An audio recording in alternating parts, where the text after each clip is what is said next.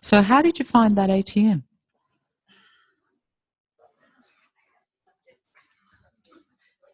What did you love about it?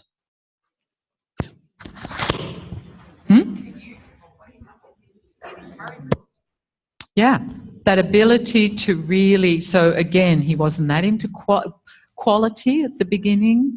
He was looking at, if I include more of myself in the image of a movement, does the quality automatically start to come? No?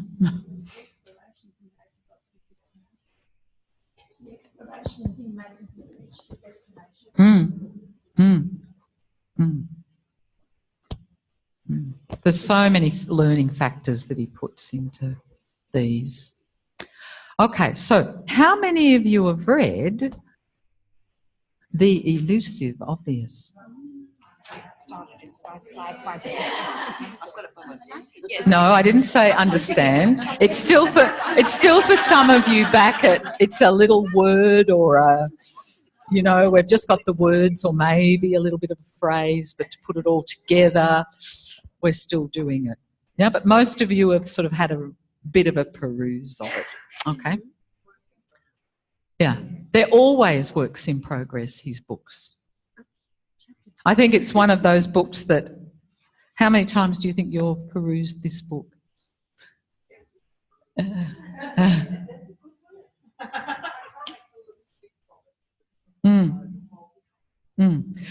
Because I think what's incredibly profound about his writing is that you have to understand what he's talking about.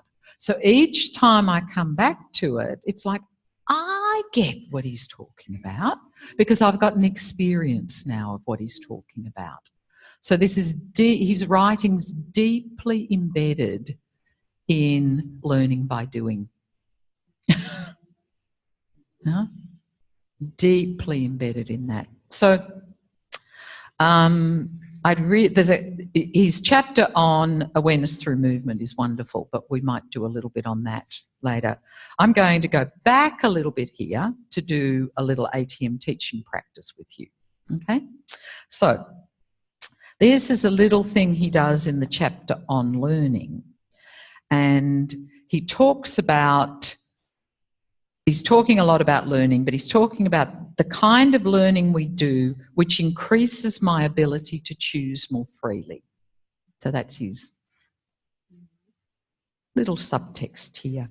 So having only a single mode of action means my choice is limited to simply acting or not acting. And I'm sure you've talked about this a lot, this whole idea about having two things is not yet really a choice. Yeah, I've got good or bad. And to remember that for a lot of the people who first start doing ATM with you, they're going to ask you, have I got it right? And don't fob them off and say, there's no right way. Okay? Give them an explanation. Say, what we're interested in is you exploring choices, in making distinctions so that you can decide what's easier for you. So the only reason they're saying, is this right, is because they can't make a distinction.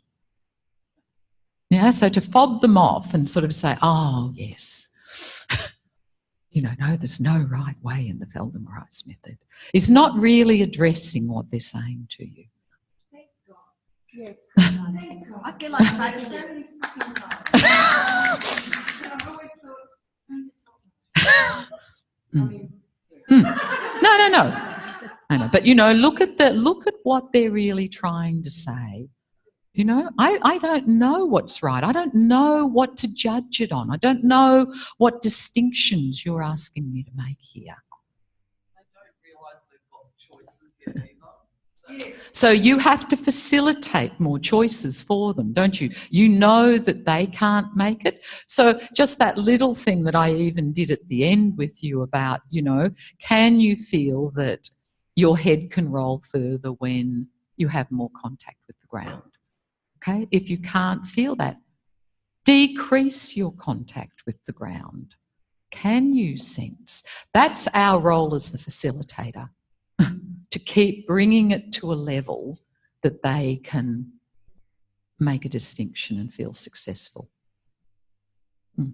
Anyway, distracted. So his example that he's going to use to show this is we all turn our heads to the right if we intend to look to the right. So do that. You want to look to the right. It wouldn't make sense, would it, that if I was going to look to the right, that my head would go back the other way. I mean, that's a serious nervous system dysfunction if you're seeing that happen. And then he's got, and our shoulders will also participate in the twisting to the right. So he's very clearly already set it up that there's an intention to look to the right. So he's not just saying turn to the right. He's already set it up with a very clear intention that I am looking to the right. Because if I just say turn to the right, would your shoulders automatically go with you? Maybe not necessarily, no? Because you haven't put that orientation in there that's going to, your whole system is going to interpret the instruction very differently. So looked at from the point of view of organic learning, moving the head, the eyes and the shoulders in the same direction is the most primitive, simplest mode of action learned in early childhood. The nervous system is capable of other patterns of movement. So say the eyes to the left while the head and shoulders go to the right. So he's just saying that we can do different things. So there are actually 6 different possibilities. So you've got your eyes, your neck, and your shoulders. So we've got eyes, neck, or head, we'll say, and shoulders. And we'll talk about that we're, just for convenience, that we're going to the right. So what are the 6 variations that we could do? So this is not about having an intention to turn to look anymore. This is just about to go to the right. So first one would be all together. So let's get that first, which is what you just did. Second one. So the eyes go to the right.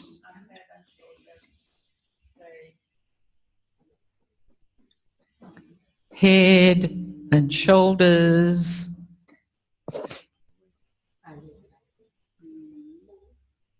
What did you say? Sorry. Head and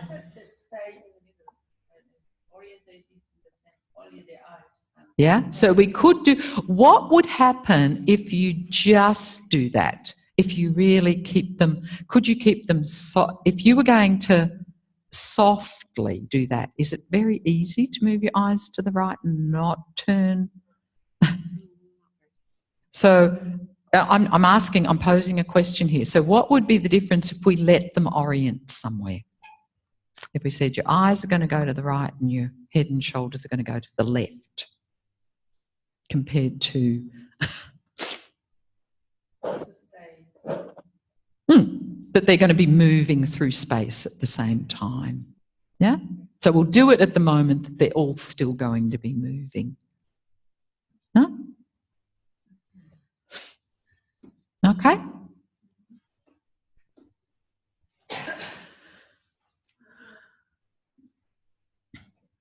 Say it. So let's just do it all to the right at the moment, that something's orienting to the right. So we could put head right.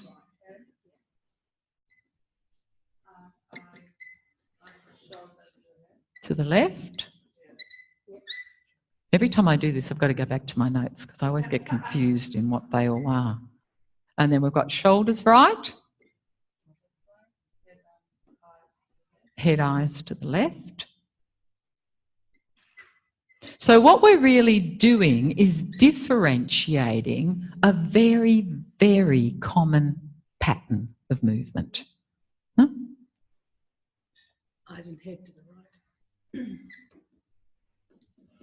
Eyes and head to the right. Shoulders to the left. There's one more.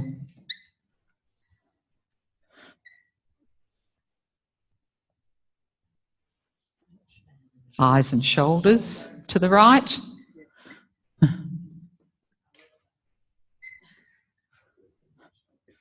And the head to the left.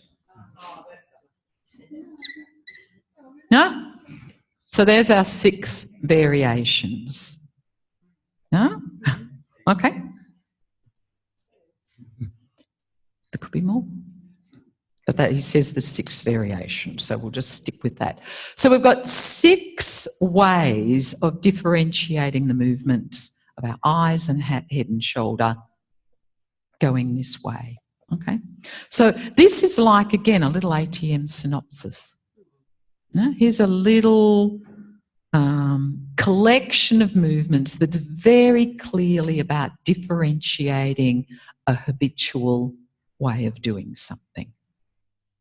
So our scan maybe at the beginning might be the original thing he talked about, mightn't it? How do you turn to look to the right? And we see if it gets easier by putting all of these variations. What do you say if they ask for the reason for differentiating? We're not talking about that yet. That's not our thing at the moment, okay? So at the moment, we've got these 6 variations. So at the moment, on your own, could you do those movements and see what do those movements evoke in your organisation? Huh? What is it that's just by simply differentiating these movements they evoke in your organisation? And then I'll tell you in the book what he says they're going to do.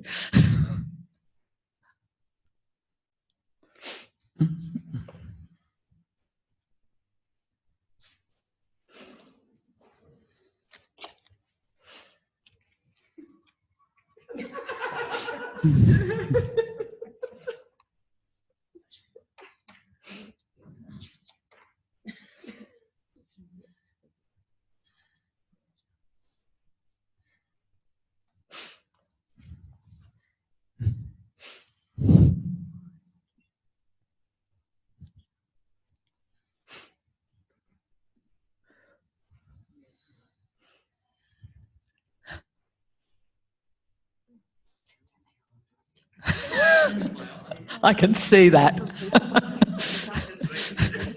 It's not just you.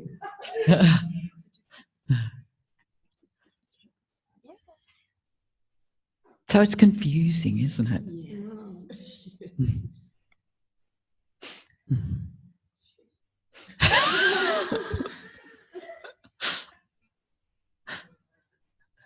But it wouldn't be confusing if you can put a different purpose behind each of those things or a different emotion, then they all make sense. Just do them at the moment. We'll talk about that in a minute. Just do them and get a sense of what does this do to your organisation at the end. What's changed? What's it evoking in you? Because that's what's really important. What's this exploration evoking in your system at the end?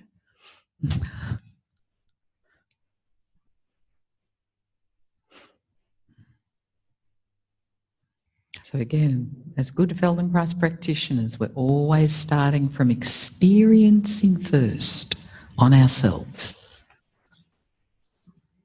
How do I make sense of this in myself?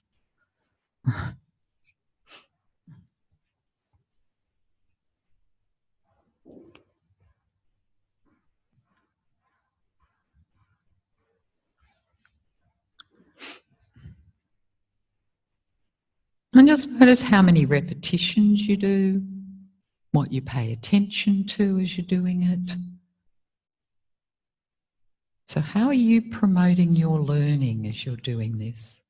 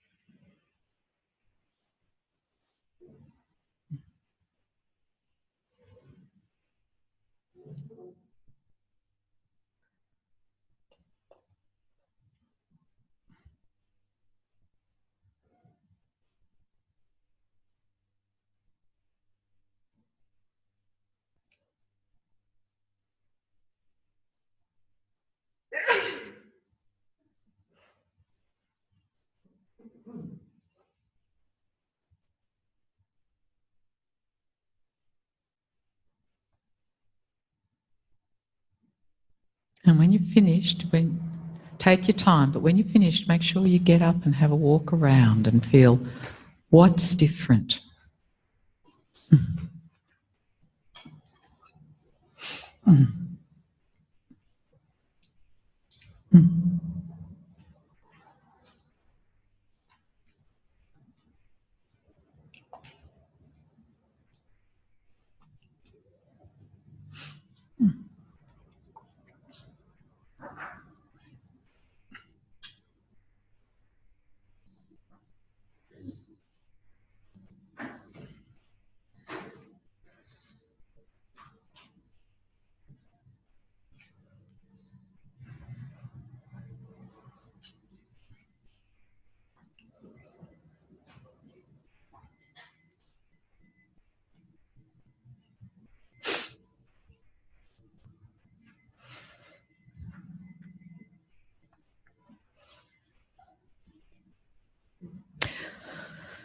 So keep walking.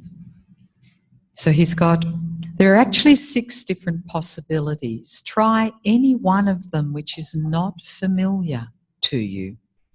Go very, very slowly so that you can realise where you move your head, eyes and shoulders while differentiating them from the pattern you know.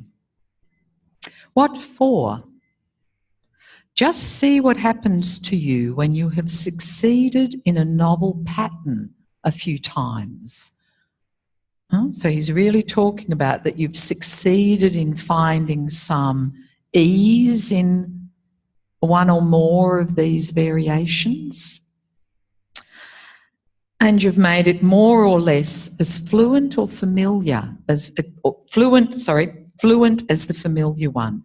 And now he's going to tell you, you will feel taller. You will feel lighter. You will breathe better. And have a sense, I love this one, a sense of euphoria, which you may never have known before. Euphoria.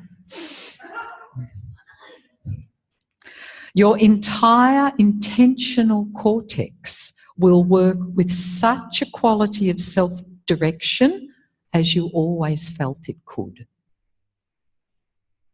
So he's suggesting that after doing this and finding a quality of movement in a really unfamiliar pattern, that you're going to get up and feel taller, lighter, and that you're going to have a quality of self-direction. So what does that mean? So after this lesson, if I was going to be very clear about moving forward, very clear self-direction, how clear is that? After doing these movements of your head and eyes. If I was going to move backwards, what's my sense of self-direction moving backwards after a lesson like this? What's my sense of moving to the right or the left? So how clear is my sense of self-direction that all of me is ready to go where I'm going? Okay.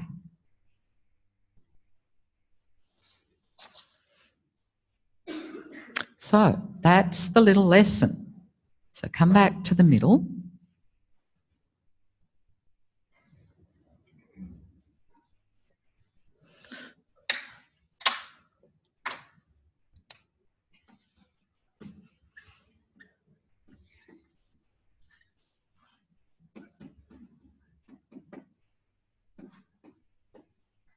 So what we're going to do now is you're going to think about teaching this to one of your colleagues.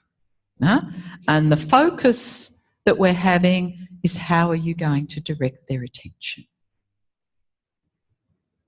So that's the focus we're coming at. How am I going to direct this person's attention?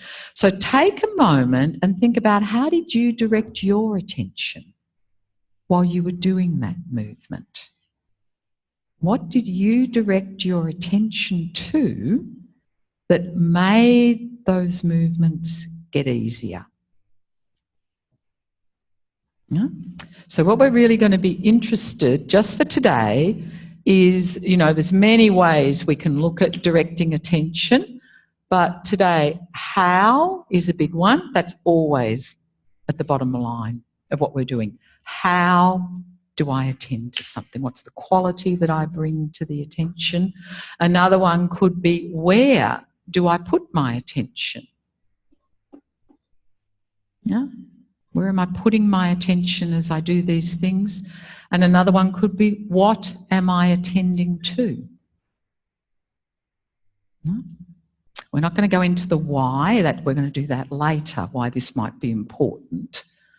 Huh? So we're just talking about the how, the where and the what of, if you were going to teach this lesson, what would you bring to it? So take a few moments on your own, and from the experience you've just had of doing this on yourself, come up with some ways that you think would be useful based on your experience of doing it yourself and on other things that you know from doing lots of ATM. What would you put where would you put someone's attention? What would you put their attention on? And how would you direct it?